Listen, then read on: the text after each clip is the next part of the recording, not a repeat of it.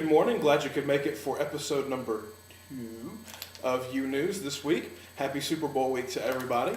So I guess the first thing we're going to let you guys know is that if you're into the Super Bowl, you'd like to watch the game, our church is hosting its annual Super Bowl party right here in the underground this week. So it'll be this Sunday night at about 4:30 or whenever. This is a church-wide event, not a youth event. So there's going to be a lot of other people here, tons of food. So if you, again, would like to watch the Super Bowl, we'd like to see you here this Sunday night. So speaking of the Super Bowl, I was actually able to, through the internet with some video chat equipment, able to catch up with two guys who know a whole lot about the Super Bowl, and they were able to talk to us about some stuff. So we got that interview from a few days ago, so we're going to go ahead and show you that interview now. Hope you like it. Well, I don't know if you watch a whole lot of football or not. But in case you don't, we're going to introduce our next guest, and we are so lucky to be able to have these guys here. We have both quarterbacks from the Super Bowl here to talk to us about small groups tonight, which is really cool. Our first quarterback is Peyton Manning, the head quarterback for the Indianapolis Colts, 4-time MVP, first time that's ever been done. The other quarterback, Drew Brees, quarterback for the New Orleans Saints. This is their first trip to the Super Bowl ever, so I'm so happy that these guys could be here. So Drew, Peyton, thank you guys a lot for taking time to talk to us today about small groups. Peyton, we're going to start with you. In your own words, how would you describe our small groups here at the Underground? What would you say about our small groups? Stadium, but then you see it in this environment, and it's special tonight, and you know how even more special it's going to be next week. It truly has a different atmosphere, and it gets you excited to be in the moment.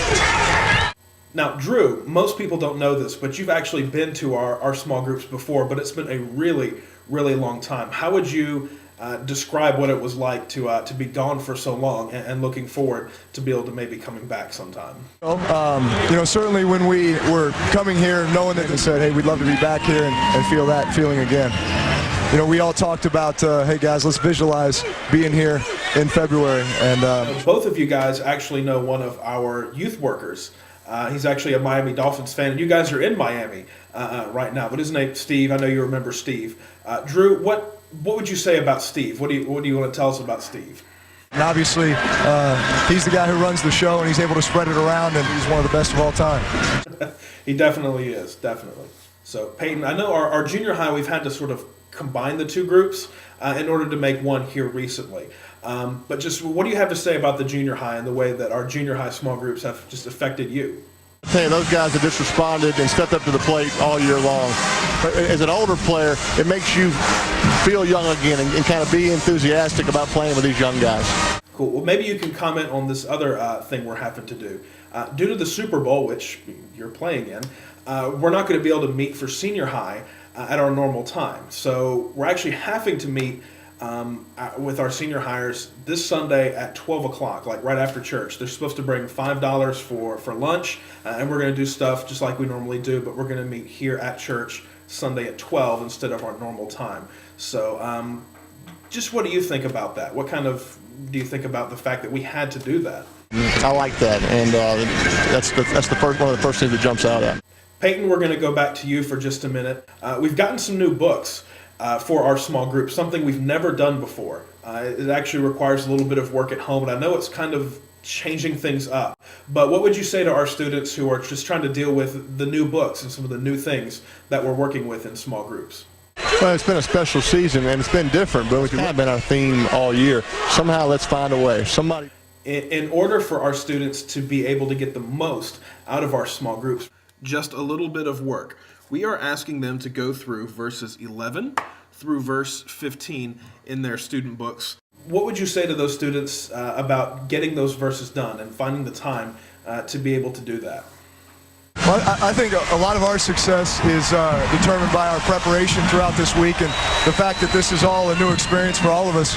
So, and Drew, since you're already talking about this, what can you say to all the kids who haven't maybe started doing those verses yet? Again, they still don't have to do them, but what would you tell them as far as making time for it and dealing with the distractions in order to get their verses done for small groups? Prepare us for the distractions of, the media and this and that and the hoopla, and just trying to find a way to focus and concentrate and, keep your preparation, your routine very much the same. So when it comes to game time, it's, hey, we're here and we're ready. Now, Drew, I know you won't be here this Sunday. You've got something else going on, nothing big. But how do you think this Sunday is going to go for us here at Small Groups? I expect it to be back and forth and be close, and it's going to be exciting. Hey guys, thank you so much for taking time out of your week to talk to us. So again, have a good week, and thank you guys. Good luck to both of you at the Super Bowl this week. Have fun. Good luck on Sunday. I know one of the things that can be really, really hard about getting involved in church and youth group is just trying to figure out the language and what we're all talking about. So we've actually got a short video talking about a word that we use all the time, sin. That's some cool stuff. So if you want to know a little bit more about it in just a short minute, this video ought to help you out a lot with that. So definitely check it out.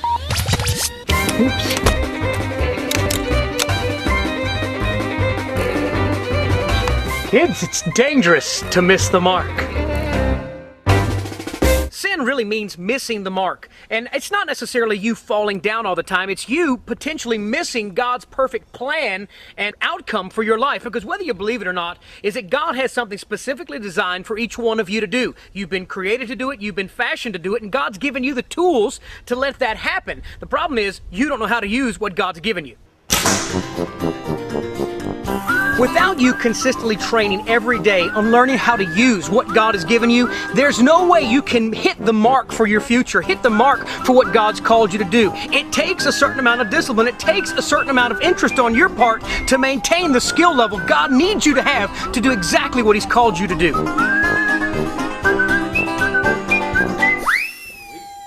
If you're a senior high student and you're going to snow camp, then you need to pay attention to this. We've already got your packing list, your parent forms, all that stuff ready to give to you tonight. So make sure you pick those up. Don't wait till Sunday. Don't wait till next week. Get your forms, get your stuff tonight. Also, just so you know ahead of time, we're leaving next Friday at 4. That's 8, but 4. We're 4 o'clock we're leaving next Friday. So it's crunch time to go ahead and get all your stuff together. So that'll be coming up just a little over a week from now. Make sure you grab your form. Make sure you grab your packing list from me tonight before you take off. We do have one other trip announcement. If you're signed up for our summer mission trip to Ontario, Canada, then this next little bit of info is just entirely for you. Bonjour. Merci, Monsieur le Président.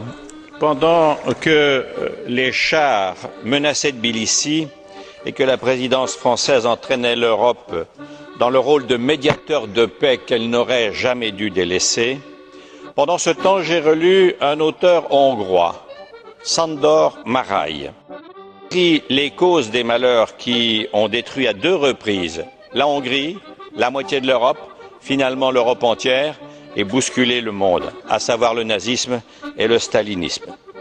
L'histoire et ses violences sont maintenant de retour. Et naturellement, la crise de la Géorgie, la crise financière et ses prévisibles conséquences sociales ou politiques sont des fondamentaux graves. La volonté politique européenne doit être à la hauteur de cette histoire et de ces nouvelles violences. Et nous sommes reconnaissants à la présidence française et à toutes les institutions d'avoir. Cette crise nous a rappelé que ce sont les hommes qui font l'histoire et non pas l'histoire qui font les hommes. Je vous remercie. Check that out. We're going to go ahead and leave you with just one last thing. This is your weekly YouTube video. Love you guys. Goodbye.